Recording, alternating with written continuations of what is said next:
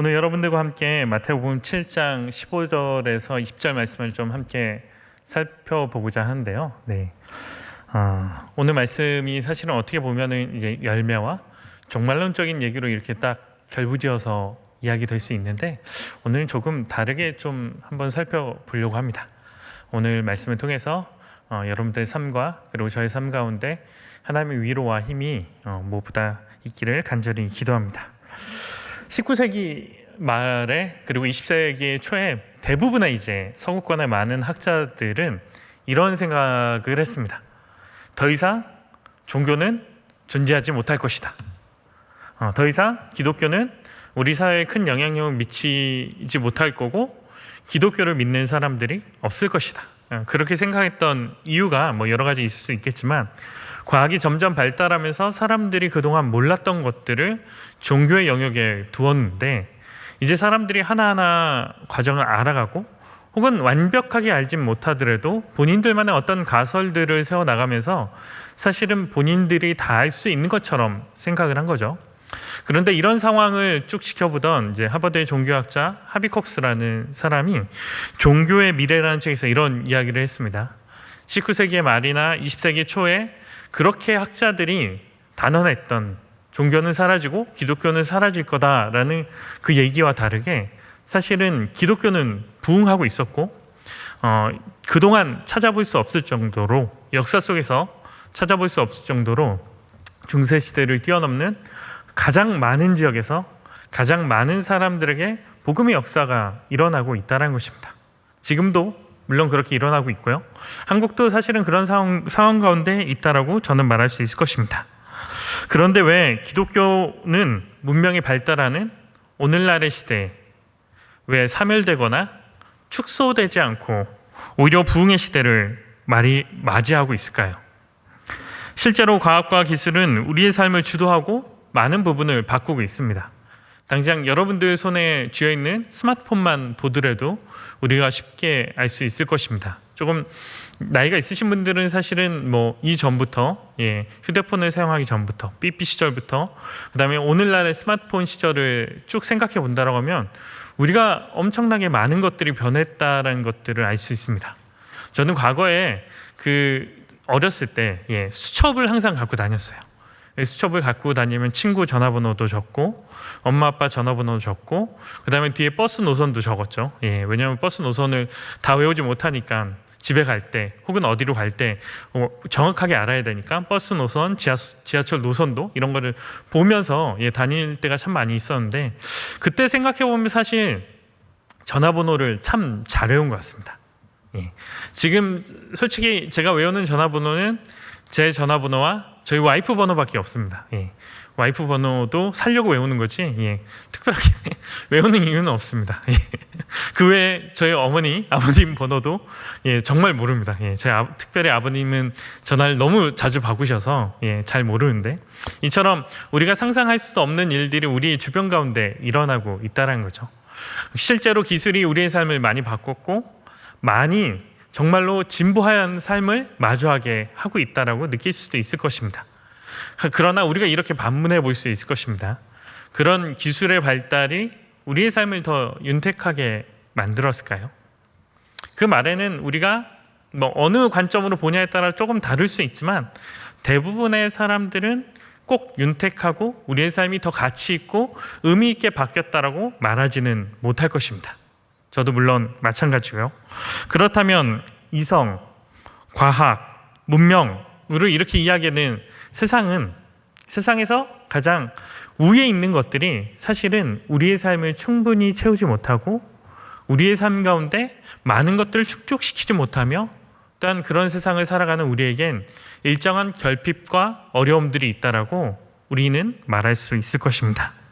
저는 오늘날의 그러한 상황들을 바라보면서 오늘 본문 말씀을 통해서 무엇보다 복음만이 할 수 있는 일이 무엇인지, 우리가 왜 복음을 믿고 복음이 우리의 삶을 어떻게 바꾸고 변화시키는지에 대해서 오늘 본문 속에 나와 있는 열매라는 한 관점을 통해서 여러분들과 함께 나누고자 합니다.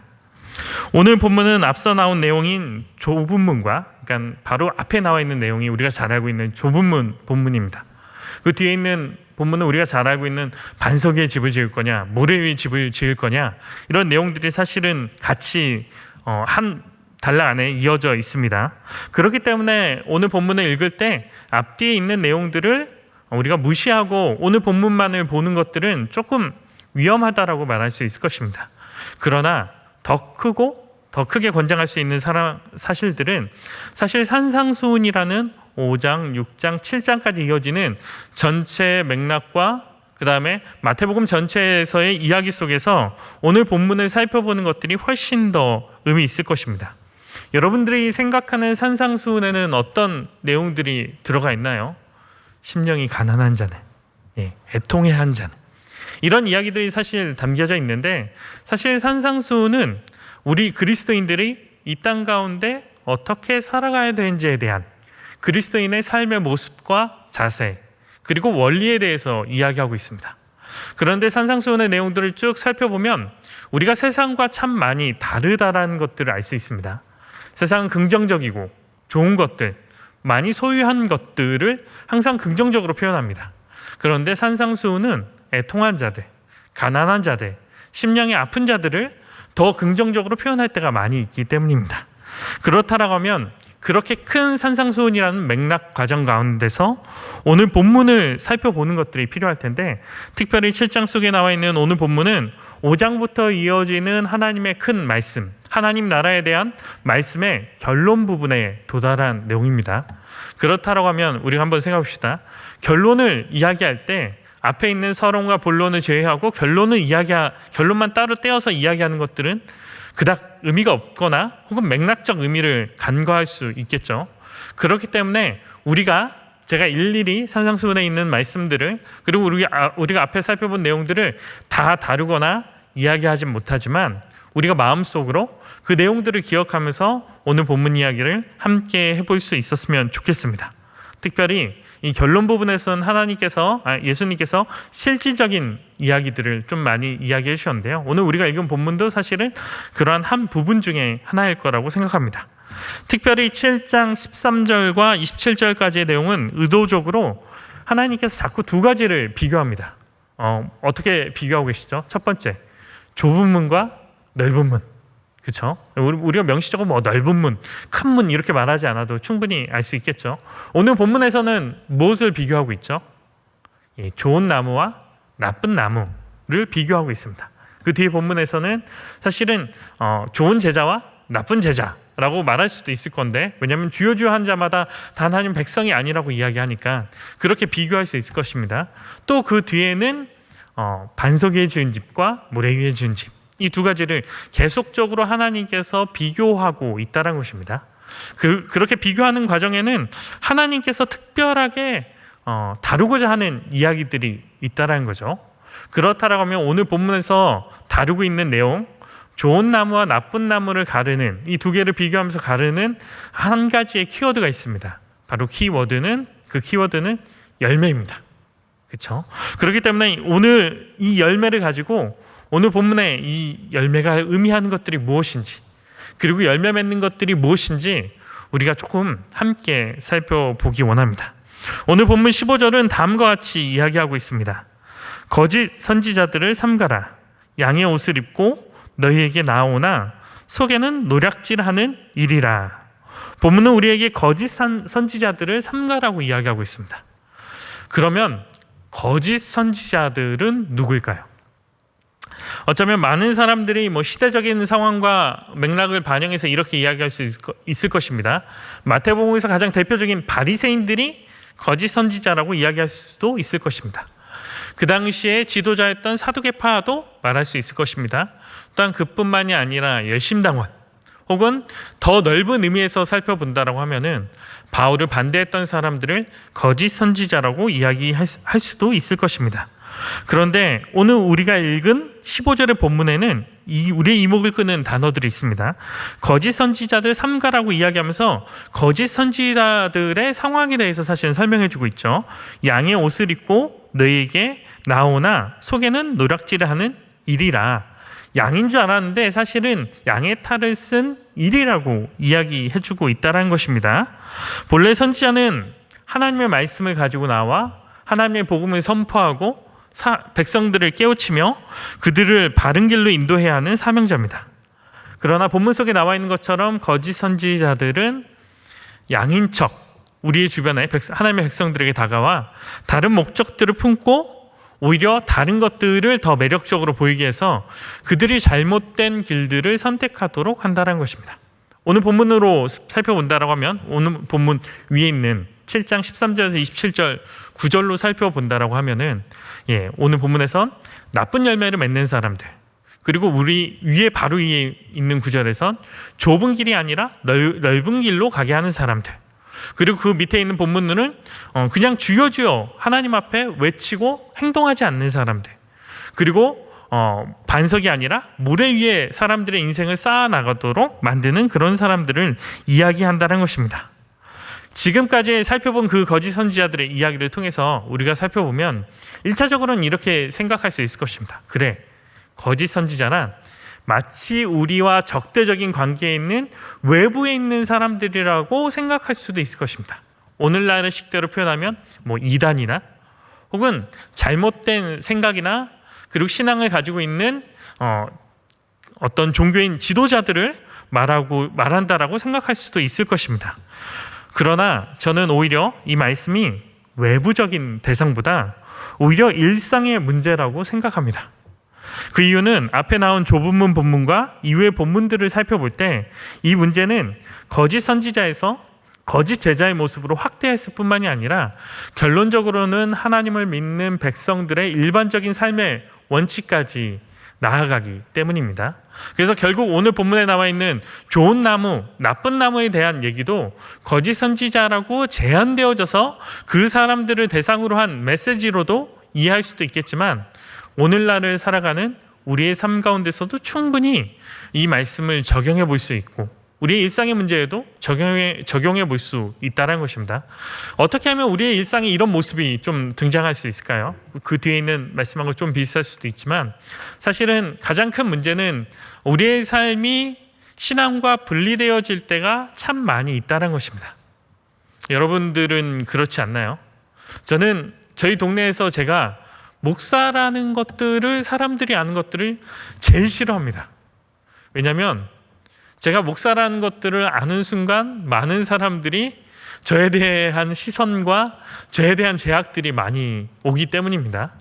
그럼에도 불구하고 마음 한편으로는 그런 생각이 있죠.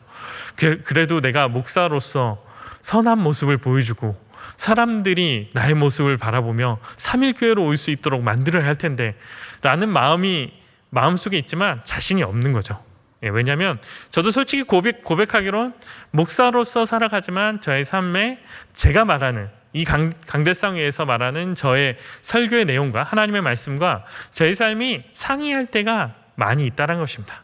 특히 아이들을 키우면서 아이들을 사랑으로 대하며 하나님의 원리로 신앙의 방법으로 가르치겠다라고 마음을 먹었지만 불쑥불쑥 이렇게 아이의 통제되지 않는 모습이 나올 때면 제가 그리스도인이라는 사실을 잊어버리고 주변에 있는 다른 엄마들과 아빠들과 똑같은 모습을 가질 때가 많이 있습니다.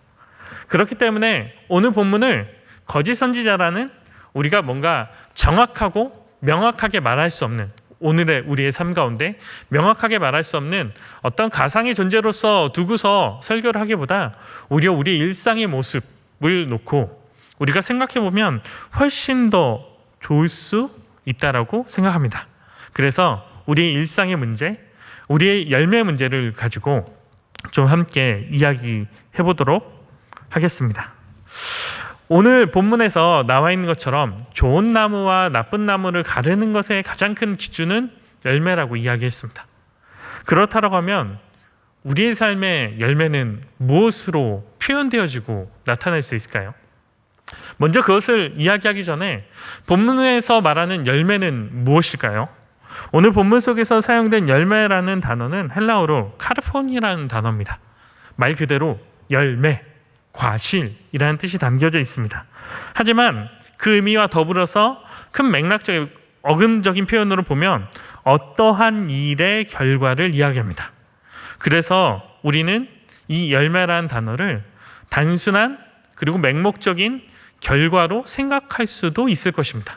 그렇죠? 마치 우리가 이렇게 표현할 때가 많이 있잖아요. 일이 어떻게 되던 결과만 잘 되면 돼 라고 말하는 그 결과로서 열매를 생각할 때가 있을 수 있다는 것입니다. 그러나 열매라는 것은, 오늘 본문 속에 나와 있는 열매는 그러한 결론적인 어떠한 상태로서의 열매를 말하는 것들이 아니라 전체적인 삶의 맥락 속에서의 그 삶에서 나타내어진 일관적인 삶의 태도를 이야기한다라고 말할 수 있습니다. 그 이유가 무엇이죠? 오늘 본문에서 열매를 말하면서 좋은 나무와 나쁜 나무를 언급한 것입니다. 여러분, 오늘 본문의 내용들을 살펴보면 좋은 나무에서 나쁜 열매가 열릴 수 있나요? 그럴 수 없습니다. 반대로 나쁜 나무에서 좋은 열매가 열릴 수도 없습니다. 그렇다고 하면 결과론적인 이야기를 하는 것들이 아니라 전체적인 삶의 맥락 속에서 우리가 하나님의 예수 그리스도의 복음을 듣고 그 복음을 가지며 살아가는 우리의 삶의 모습, 그리고 일관된 삶의 태도들을 오늘 본문 속에서 열매라고 표현할 수 있을 것입니다. 또한 이러한 열매는 무엇이 좋은 열매인지에 대해서 또한 우리가 생각해 볼 수 있을 것입니다. 여러분, 어떤 게 좋은 열매라고, 그리스도인의 좋은 열매라고 말할 수 있을까요? 한번 우리가 과일을 놓고 한번 생각해 봅시다. 여러분들에겐 어떤 열매가 좋은 열매인가요? 제가 얼마 전에 집 앞에 있는 마트에서 복숭아를 사왔는데, 우리가 복숭아를 먹기 전에 기대하고 소원하는 그런 맛의 상태가 있지 않나요? 저는 단단하고 달콤한 복숭아를 좋아하는데요, 껍질을 까고 복숭아를 한 입 딱 베어 먹었을 때 단단해서 일단 기분이 좋았습니다. 그런데 너무 싱거워요. 겉은 너무 번지르하고 너무 아름답지만 맛이라는 기준에 있어서는 그 열매는 좋은 열매는 아니었습니다. 제가 얼마 전에 그 영동 선교를 저희 진원들과 함께 갔는데, 저희 진원들이 섬기는 교회가 한 4개 정도 있었습니다. 그 4개 정도 교회를 돌면서 같이 사역을 했는데, 어떻게 하면 우리 진원들을 좀 격려할 수 있을까라고 생각을 해서, 저는 청장년진이기 때문에 아이들은 스티커, 여자아이들은 스티커, 남자아이들은 장난감 이렇게 조그만 거 하나씩 사고, 그리고 어른 진원들을 위해서 다 같이 먹을 수 있게 수박을 샀습니다. 그런데 저는 수박을 고르는 방법을 잘 몰라요. 그래서 어떻게 했냐면 인터넷에 찾아본 거죠. 뭐 꼭지가 좁아야 되고, 뭐 두드렸을 때 뭐 명쾌한 소리가 나야 되고, 외관이 이뻐야 되고, 상처가 없어야 되고, 이런 리스트를 가지고 사실은 이제 마트에 간 거죠. 이 마트에 가서 수박을 고르는 겁니다. 거기에 나와 있는 리스트대로 꼭지가 좁은 것들을 골랐고, 1차적으로 꼭지가 좁은 걸 싹 고르고, 그 중에 외관이 좋은 것들을 고르고, 손가락으로 튀기면서 가장 좋은 소리가 나는 수박을 고르려고 노력을 했습니다. 그래서 그 수박을 딱 들고 우리 진원들한테 가서 선물을 줬습니다. 당연히 겉으로 보기엔 너무 좋았습니다. 크고 가격도 좋았어요. 그리고 좋았다는 말이 비쌌다는 뜻입니다. 제가 했던 그 기준대로 잘 맞춘 수박이었습니다. 그런데 그 다음날 한 진원한테 연락이 왔습니다. 목사님, 어제 목사님이 사준 수박 너무 잘 먹었습니다. 그런데 맛이 더럽게 없었어요.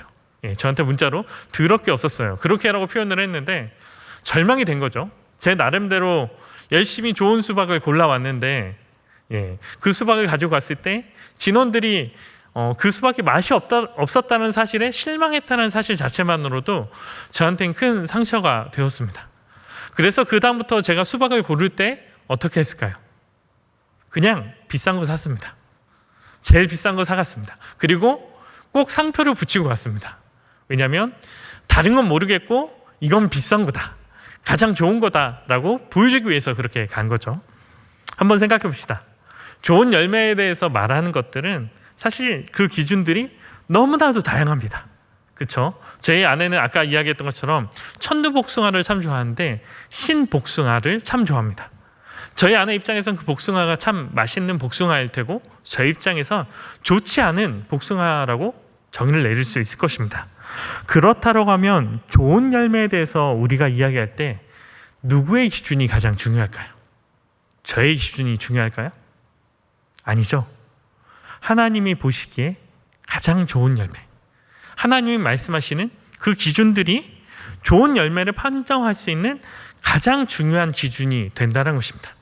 이거를 조금 더 우리식대로 표현하면 하나님의 말씀이 우리의 삶 가운데 유일한 좋은 열매를 평가할 수 있는 좋은 기준이 될 수 있다는 것입니다.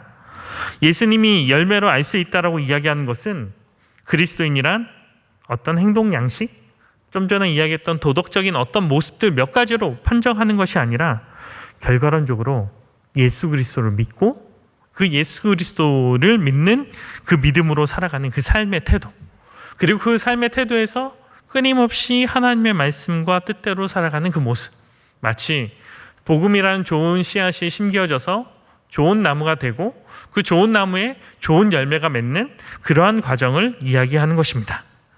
그렇다면 하나님이 우리의 삶 가운데 원하시는 열매의 모습은 어떤 모습일까요? 여러분들의 삶 가운데, 그리고 저의 삶 가운데 하나님께서 우리가 어떤 모습의 열매를 맺기를 원하실까요? 마태복음의 맥락에서 우리는 다양한 이야기들을 가지고 와서 이 좋은 열매를 이야기할 수도 있을 것입니다. 산상수훈에 나와 있는 내용들도 물론 마찬가지고요. 우리가 잘 알고 있는 말씀들을 가지고 와서 그렇게 이야기할 수도 있을 것입니다. 그러나 이 많은 이야기 속에서 본문은 구조적으로 한 점을 향하게 합니다. 그리고 그 한 점이 7장 안에 이루어져 있는데요. 저는 그 한 점이 7장 1절에서 12절이라고 생각합니다. 이 점에서 본문은 우리의 시선을 가장 먼저 7장 1절로 이끌어가고 있는데요. 제가 7장 1절을 자막으로 준비하는데요.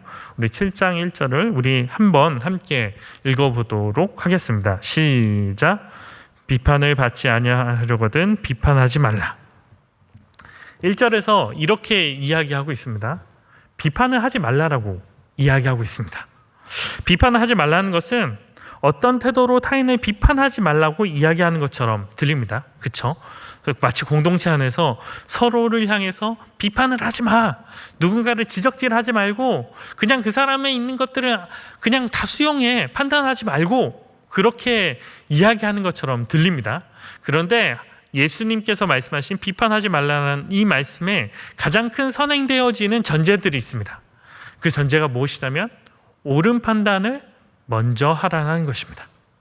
비판하지 말라는 말이 마치 내 입을 꾹 다물고 이상한 상황 가운데서도 그냥 멈춰 있는 상태를 말하는 것이 아니라 가장 먼저 옳은 판단을 하라는 것입니다.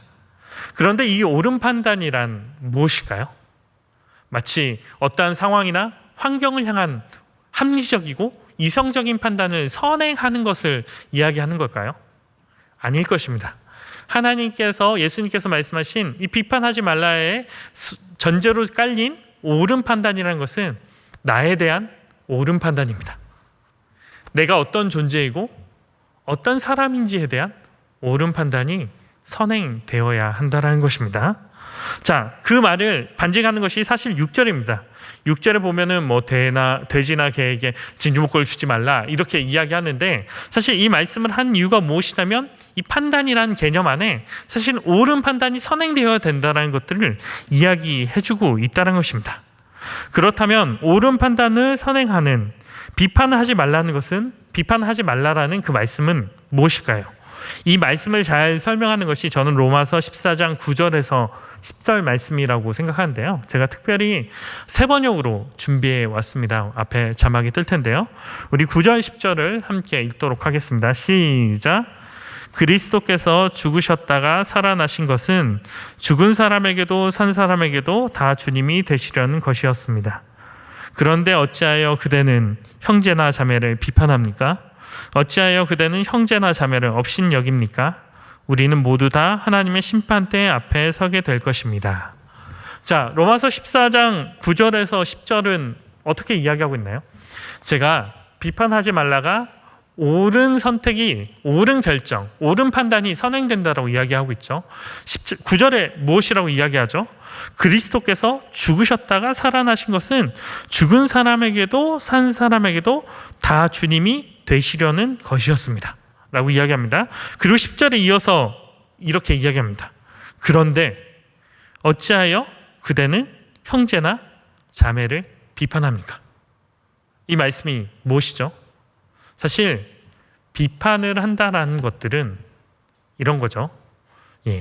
뭔가 현격하게 도덕적 결함을 가지거나 사회적으로 지위가 낮은 사람이 본인보다 더 나은 사람들을 비판할 수는 없습니다.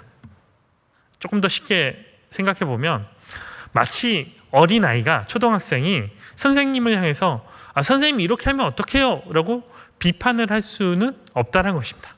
사회적인 맥락에서는 비판한다라는 의미는 선행적인 개념, 그러니까 계층적인 개념을 항상 가지고 있다는 거죠. 특별히 한국과 같은 상황에서는 윤리적인 것들, 도덕적인 상황들을 중요하고 예의를 되게 중요하게 생각하는 상황 가운데서는 누군가를 함부로 비판한다는 것은 쉬운 일이 아닙니다. 그런 맥락에서 9절과 10절은 이렇게 이해합니다.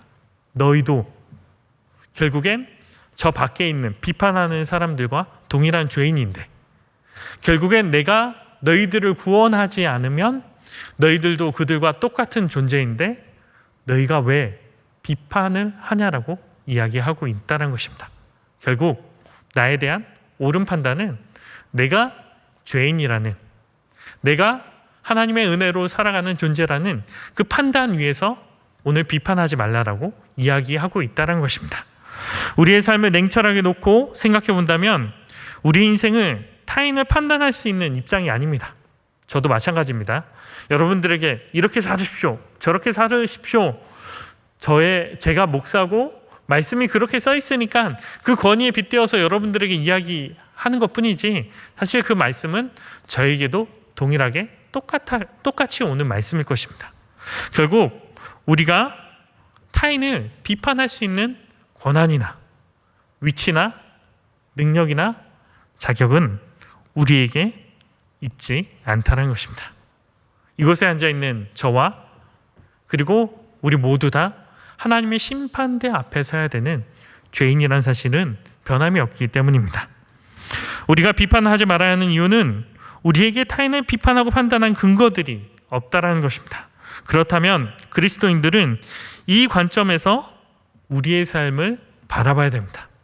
이 상황과 이 위치에서 우리의 삶을 생각해야 된다는 것입니다. 즉, 이 관점은 우리의 삶이 십자가에 달리신 그리스도의 은혜 안에 살아가는 존재이고, 그렇기 때문에 우리가 우리의 삶에 대해 주장할 수 있는 것들이 없고, 결국 그리스도만이 우리의 삶의 주인으로 인정할 수밖에 없다는 것입니다. 우리의 삶의 주인이 내가 아니라 오직 주님이라는 사실들을 고백할 수밖에 없는 것이 우리의 삶의 모습이고 우리의 삶의 냉철한 현실이라는 것입니다. 2절은 이 관점에서 7장 2절은 우리의 삶을 새롭게 연결하고 있습니다. 7장 2절인데 제가 읽어보도록 하겠습니다. 너희가 비판하는 그 비판으로 너희가 비판을 받을 것이요, 여기서 끝나는 것이 아니라 이렇게 이야기합니다. 너희가 헤아리는 그 헤아림으로 너희가 헤아림을 받을 것이니. 7장 2절은 무엇이라고 이야기하죠? 너희가 비판하는 그 손가락질로, 그 말들로 너희가 비판을 받을 것이고, 너희가 헤아리는 그 마음으로 너희가 헤아림을 받을 거라고 이야기하고 있습니다. 비판에서 헤아림으로 연결되어진다는 거죠. 그런데 이 내용을 조금 더 구체적으로 명확하게 표현한 것들이 7장 1절과 12절의 마지막 말씀인 12절 말씀일 것입니다. 우리가 너무나도 잘 알고 있는 황금률이라고 불리는 말씀입니다. 우리 12절 말씀을 함께 읽도록 하겠습니다. 앞에 자막이 나와 있습니다. 시작. 그러므로 무엇이든지 남에게 대접을 받고자 한 대로 너희도 남을 대접하라. 이것이 율법이요 선지자니라. 많은 사람들은 7장 12절 말씀뿐만이 아니라 사실 이렇게 비슷한 말씀들이 이 당시의 문헌들의, 성경 외에 다른 문헌들에도 나타나기 때문에 그냥 일반적인 원리로서 생각할 때가 많이 있습니다. 이런 생각들이 사실은 서구권에만 있었던 것들이 아니라 동양권에도 충분히 있었던 내용들이죠. 그렇기 때문에 일반적인 원리로 생각할 수 있습니다. 그러나 실제로 이 내용들은 자세하게 살펴보면 이 내용들이 일반적인 원리를 이야기하는 것들이 아니라, 황금률이 어떤 윤리적인 격언으로 이 내용을 말씀하신 것들이 아니라 앞서 말한 5장, 6장, 산상수훈이라는 내용을 전체로서 이 7장 12절을 이해하면 예수 그리스도 아래 이 본문이 새롭게 보여질 수 있고, 또한 예수님도 일반적인 원리를 가지고 와서 우리에게 산상수훈이란 말씀을 통해서 새롭게 보기를 원하신다는 것입니다. 그렇다면 본문의 내용은 비판하던 우리가 그리스도의 은혜 아래 타인을 헤아리고 그들의 아픔을 선하게 대하라는 것입니다. 이 황금률의 가장 큰 전제가 무엇이냐면 우리가 먼저 그 헤아림을 받았다라는 하나님의 그 은혜입니다. 십자가의 예수 그리스도의 그 은혜를 먼저 우리가 이해하고 받아들인 다음에 이 말씀을 이해해야 된다라는 그 사실을 같이 담고 있다는 것입니다. 그렇기 때문에 오늘 황금률은 우리가 일반적으로 아는 세상에서의 황금률과는 다른 것입니다. 일반 세상에서의 황금률은 가장 큰 전제가 무엇이죠? 내가 그렇게 대접받기 위해서 남을 대접하는 것입니다. 그러나 성경 속에 나와 있는 황금률의 말씀은 무엇이죠? 내가 대접받기 위해서 내가 그렇게 행하는 것이 아닙니다. 하나님께서 나에게 먼저 행해 주셨기 때문에 그 은혜로 우리가 그렇게 행해야 된다라는 것입니다. 우리가 그 누구보다 가장 먼저 이 세상의 가장 최고의 대접을 받았고 그 최고의 대접이 십자가 위에 그리스도의 사랑이기 때문에 그리스도의 십자가의 사랑을 받은 대로 타인을 대하는 것이 우리에게 주어진 말씀이라는 것입니다. 그리고 이 삶은 거짓 선지자가 아닌 참 선지자의 열매라고 오늘 본문 12절은 이야기합니다. 이 원리는 사실은 오늘 본문뿐만이 아니라 마태복음 다른 곳에서도 확인할 수 있는데요.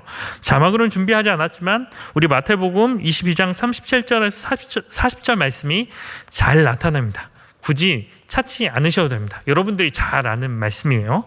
이 말씀에 이렇게 써 있습니다. 이 내용을 그냥 간략하게 줄이면 첫째 되는 계명은 마음을 다하고 목숨을 다하고 뜻을 다하고 주 너희 하나님을 사랑하는 것이고, 둘째 계명은 내 이웃을 내 자신과 같이 사랑하라는 그 말씀을 담고 있습니다. 결국 열매는 삶이 연결되어지는 것입니다. 하나님의 은혜로서 새롭게 살아가는 그리스도인들의 삶을 이야기하고 있다는 것입니다. 그리스도의 십자가의 사랑 위에 놓여진 그 은혜 위에 살아가는 그리스도인의 새로운 삶들을 이야기하고 있다는 것입니다. 비판하던 내가 그리스도의 사랑 앞에 타인을 겸손하게 받아들이고 헤아리고 그들을 온전한 존재로 인정하고 살아가는 것을 말하는 것입니다. 이는 주인 되신 그리스도 앞에서 새로운 인생을 살아가야 한다는 것입니다.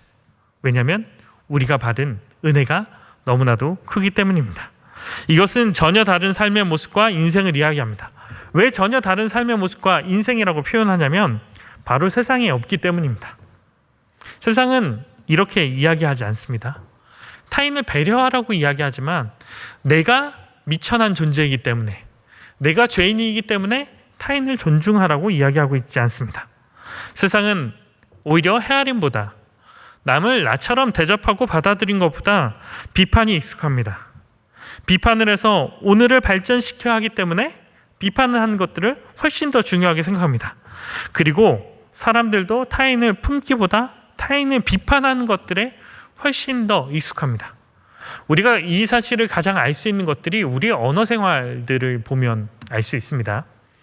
언어 생활들이 타인을 향할 때 어떤 모습을 하고 있는지 가장 좋은 예로 볼 수 있는 것들이 사실은 블라인더 같은 앱인데, 아무것들이 보여지지 않고 나의 회사에 대해서 말할 때 나의 회사에 대해서 좋은 이야기들을 기록하나요?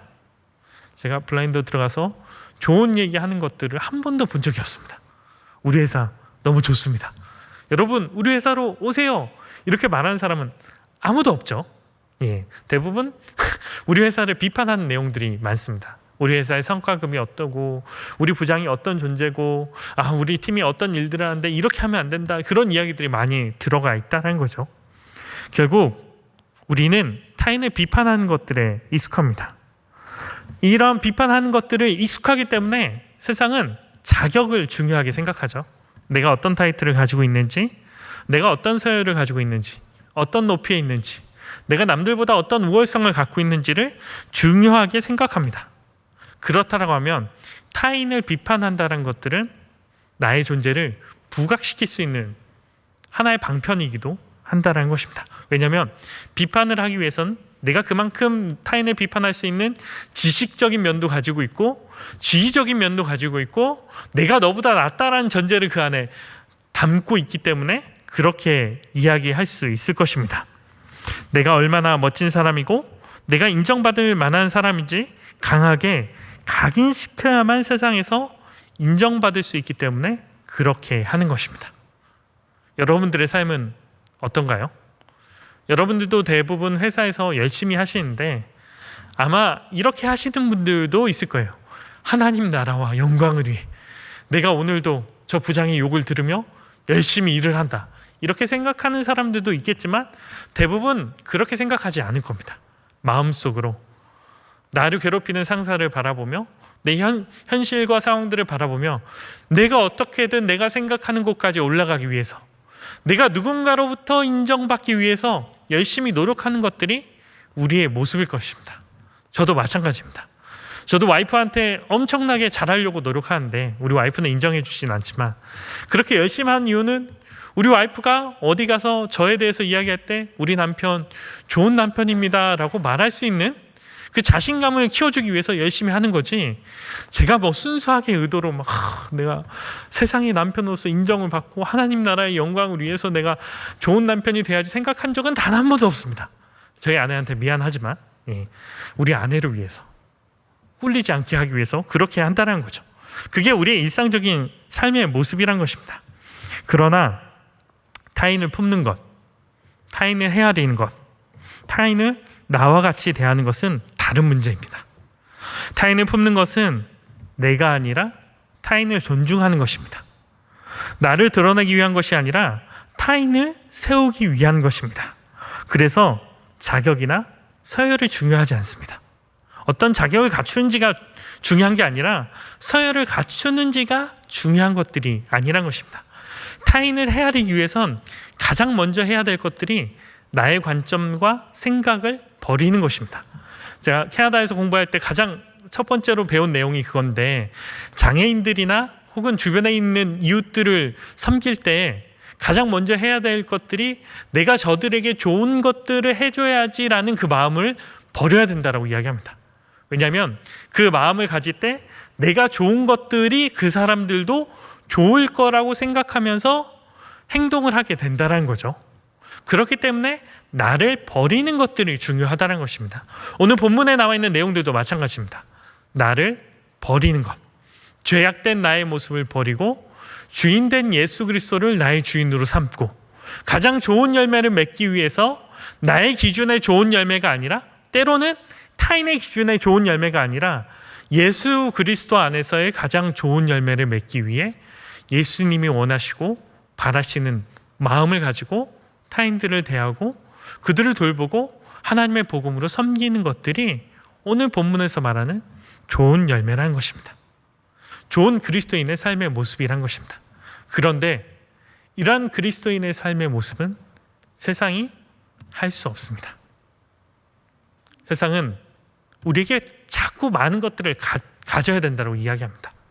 어떠한 것들을 갖추고 어떠한 자격들을 요건들을 채우며 내가 가지고 있는 욕망들을 채워야 된다고 이야기합니다.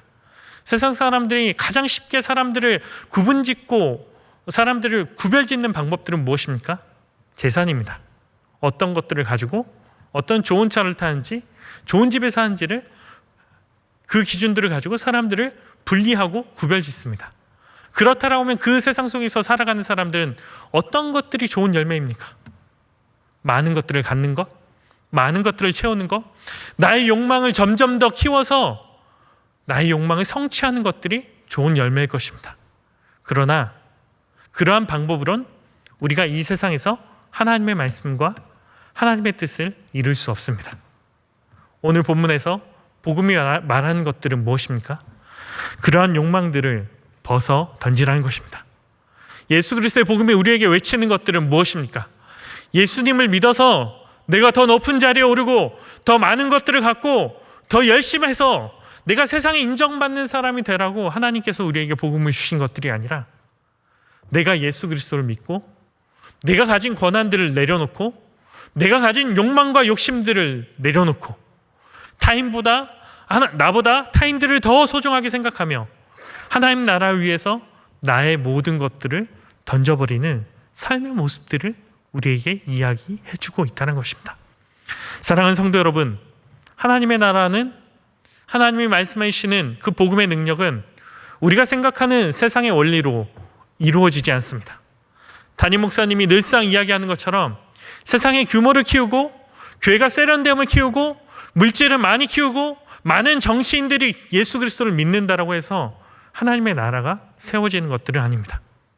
하나님의 나라는 오늘 하루도 하나님을 기억하기에, 예수 그리스도의 십자가를 기억하기에 나의 가진 것들을 모두 다 내려놓고 내가 세상적으로 보았을 땐 그 사람보다 더 높은 자리에 있지만 그 사람 앞에 무릎 꿇고 그 사람을 섬길 수 있는 그 힘을 통해서, 그 능력을 통해서 하나님의 나라는 복음의 능력을 통해서 우리의 삶 가운데 이루어지는 것입니다. 그 사실을 기억하며 세상 앞에 매달리며 아직도 하나님을 믿는다라고 고백하며 세상의 방법대로 살아가기 위해 아둥바둥 노력하며 상처받고 좌절하고 절망하는 사람들이 되는 것이 아니라 그 모든 것들을 내어던지고 하나님의 방법으로, 하나님의 은혜 가운데 옹팡 들어가서 하나님의 은혜로 살아갈 수 있는 우리 온전한 삼일교회 성도들이 될 수 있길 간절히 기도합니다. 우리 이 시간 같이 찬양 한 곡 하도록 할 텐데요. 우리 나의 하나님이라는 찬양 우리 같이 하도록 하겠습니다.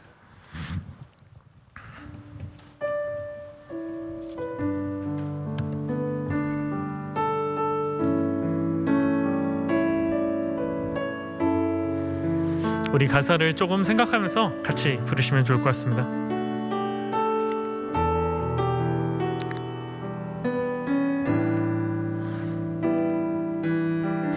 나의 사랑, 나의 사랑, 너는 예쁘고 참 귀하다. 어느 보석보다 귀하다. 내가 사랑스럽지 않을 때 너를 온전히 사랑하고 너와 함께하며 내가 왔노라. 주의 사랑, 주의 사랑, 이 사랑은 결코 변치 않아. 모든 계절 돌보시네. 푸른 마르고 꽃을 지으나 주의 말씀은 진실해. 질 수가 없으시 주만 바라라. 주님의 나라와 뜻이, 주님의 나라와 뜻이 나의 삶 속에 임하시며 주님 알기를, 주 반복이를 소망해.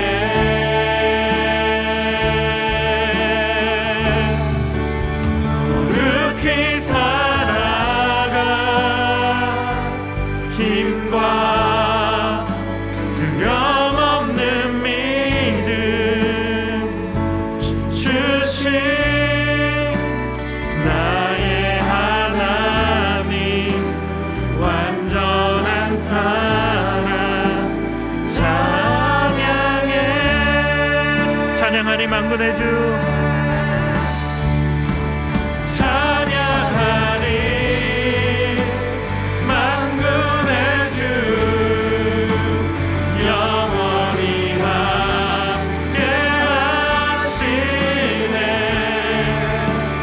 존귀하신 사랑의 왕, 영원히 통치하시네. 주님의 나라와 뜻이 나의 삶 속에 임하시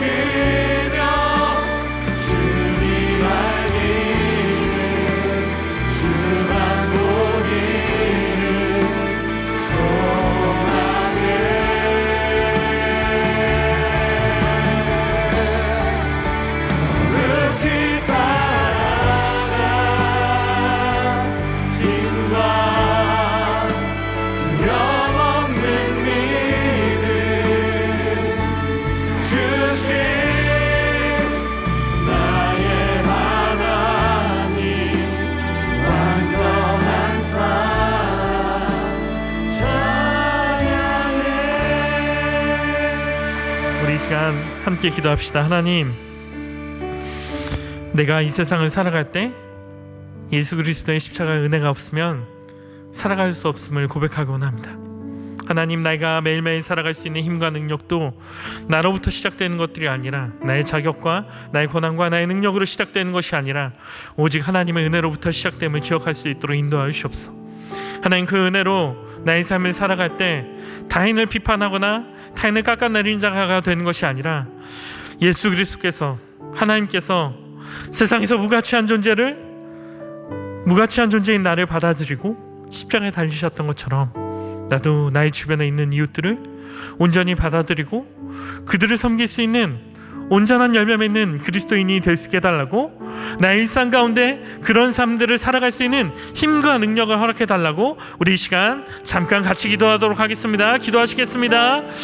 하나님 아버지, 나의 삶 가운데 내가 살아갈 수 있는 힘과 능력이 다른 것들이 아니라 오직 하나님의 은혜를 기억하기 원합니다. 하나님의 은혜를